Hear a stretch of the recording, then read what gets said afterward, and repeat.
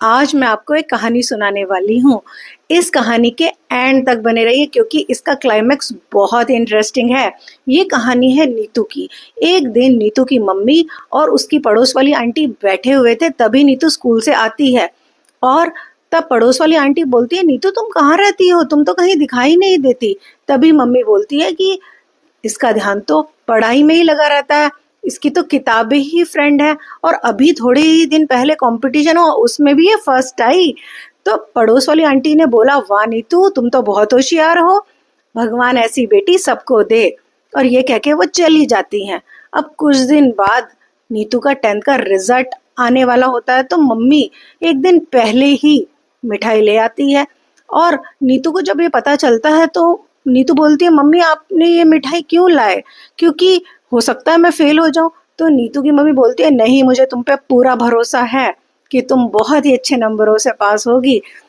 ये सुनकर नीतू बोलती है, मम्मी आपका कुछ नहीं हो सकता। लेकिन जब रिजल्ट आता है तो नीतू बहुत ही अच्छे नंबरों से पास होती है और नीतू बहुत जोर से अपनी मम्मी को गले लगा लेती है।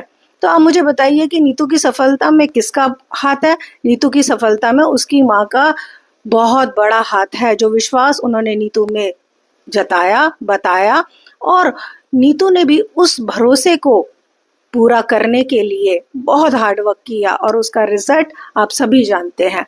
तो डियर पेरेंट्स, ये ही छोटी छोटी बातें बच्चों के सबकॉन्शियस माइंड में बैठ जाती हैं। अगर नेगेटिव बातों का असर इतना होता है कि बच्चों का मनोबल टूट सकता है, तो क्या ऐसी पॉजिटिव बातें, एनकरेजिंग बातें बच्चों के मनोबल को कितना बढ़ा देंगी, आप समझ सकते हैं।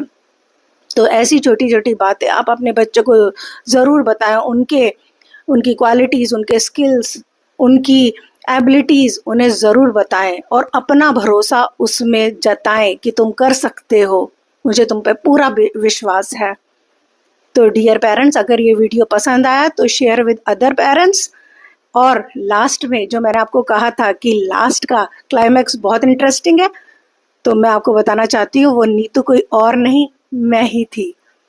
And thanks to my mom कि उन्होंने इतना भरोसा जताया, and thanks for her parenting style. Thank you mom.